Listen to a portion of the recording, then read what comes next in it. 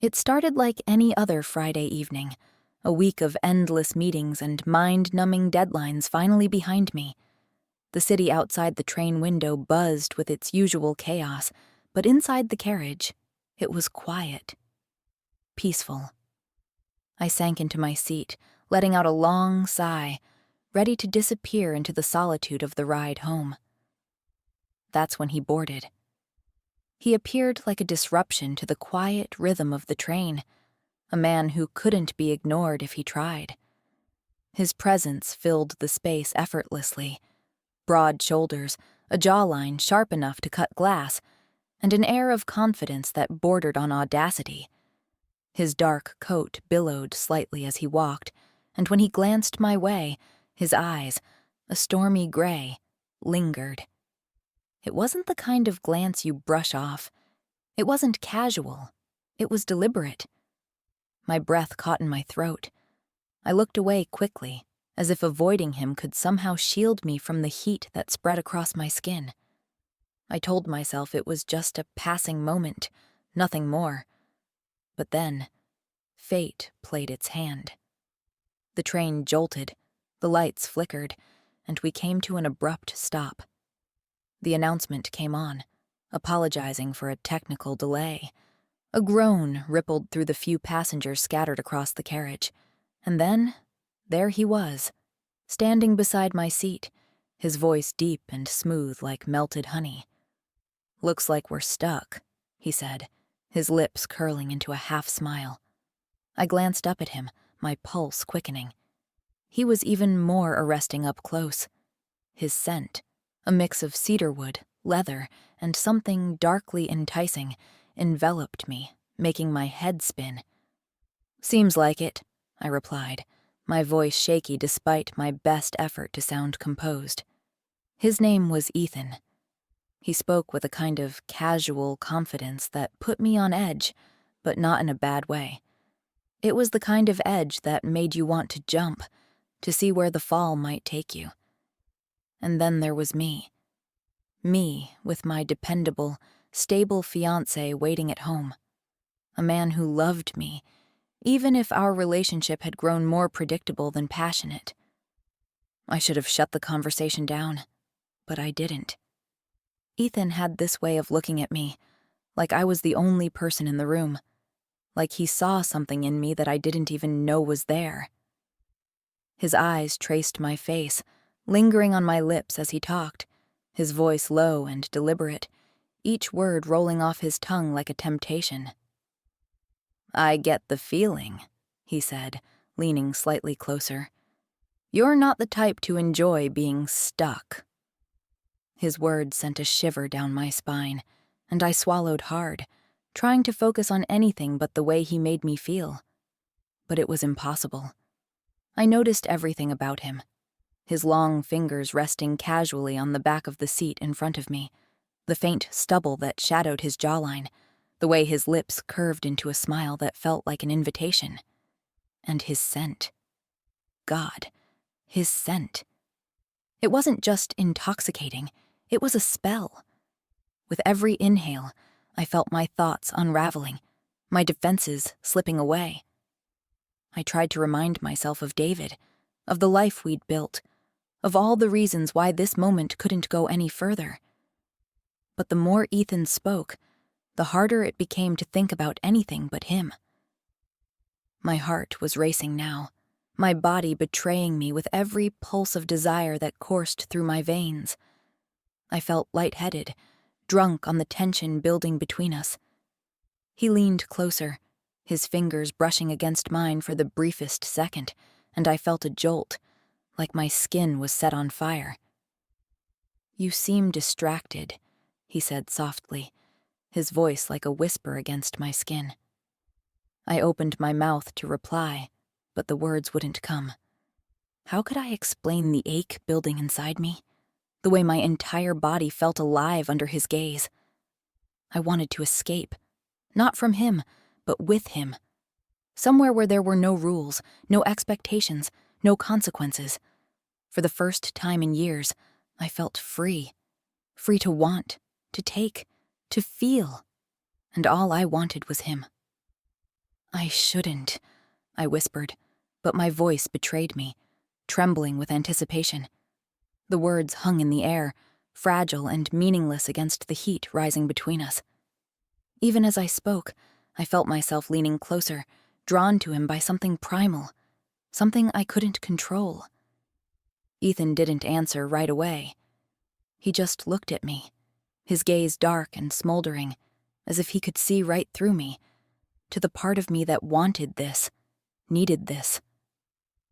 "You don't have to," he murmured finally, his voice low and rough, sending shivers down my spine. He moved closer, his hand brushing against mine, and that faint, almost innocent touch ignited something deep within me. My breath caught as his fingers grazed my wrist, then slid upward, his touch feather-light, yet impossibly electric. Loving this story? Make sure to subscribe to my channel and hit the notification bell so you never miss another heartfelt, emotional, and captivating story like this one. Your support means everything. When his hand found my neck, I froze. Not out of fear, but because the intensity of the moment was overwhelming. His fingers traced the curve of my throat, his touch warm and steady, as if he were savoring the feel of my skin beneath his hand. My pulse pounded against his fingertips, betraying the storm raging inside me. This was insane. He was a stranger. I didn't even know his last name, and yet here I was, sitting still, letting him touch me like this. No, not letting, wanting. Wanting him to explore more, to claim more, to erase every inch of distance between us. "Is this okay?" he asked, his voice softer now, tinged with something that felt like restraint. I nodded, barely able to breathe. Words felt impossible, useless, because what I wanted couldn't be spoken. His thumb stroked the side of my neck, and I let my head tilt back ever so slightly, giving him permission without saying a word. He leaned in closer, his lips just a breath away from my ear, and when he spoke again, his voice sent a shiver through me. "You're incredible," he murmured, his words dripping with admiration that made me feel seen in a way I hadn't in years. I didn't know what was happening to me. My skin was alive under his touch, every nerve ending singing with the unbearable need for more.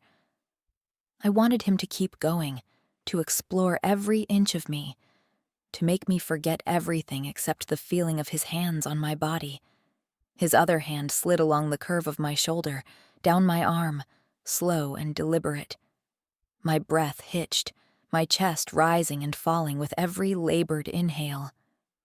This is crazy," I whispered, though even as I said it, I didn't pull away. "Maybe," he admitted, his lips grazing my jawline now, trailing soft, lingering kisses down toward my neck. "But tell me you don't feel it too." I couldn't, because I did. The heat, the pull, the inexplicable need to let this stranger, this devastatingly gorgeous man, continue what he was doing. His kisses grew bolder, more insistent, and I felt his hand tighten ever so slightly on my waist, anchoring me to him. My body betrayed me completely, leaning into his touch, surrendering to the moment as if nothing else in the world mattered. "Ethan," I breathed, his name slipping from my lips like a confession. He pulled back just enough to look at me, his gray eyes locking onto mine with an intensity that stole what little breath I had left.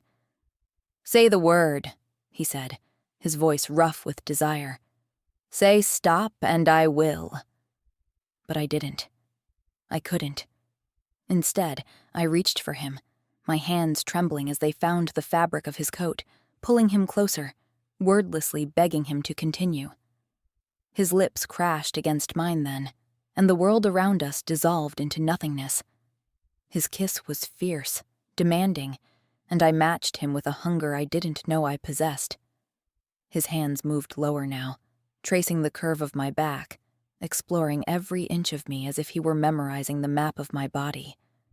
I shivered under his touch, my thoughts unraveling with every kiss, every caress. He was a stranger. I didn't know him. But in this moment, none of that mattered. All I knew was how he made me feel. Alive, electric, completely untethered from reality. I felt his lips at the hollow of my throat, his teeth grazing my skin in a way that made my knees weak even though I was sitting.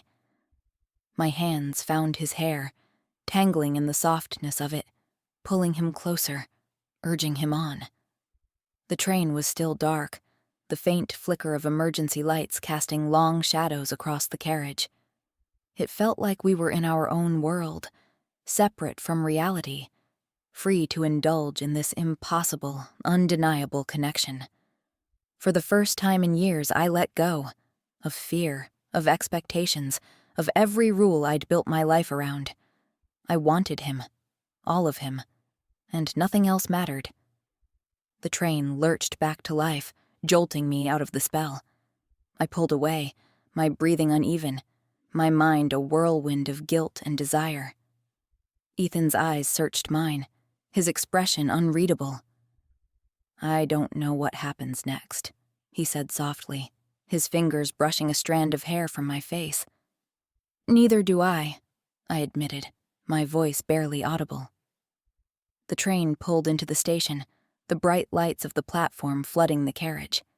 I stood, my legs shaky as I gathered my things. Ethan didn't try to stop me, but as I walked away, I felt his gaze follow me, burning into my back. I don't know if I'll ever see him again, but I know this. He awakened something in me that I thought I'd lost, a hunger for connection, for excitement, for more. As I stepped into the cold night air, I couldn't help but wonder, had I just made a mistake? Or was this the beginning of a new chapter in my life?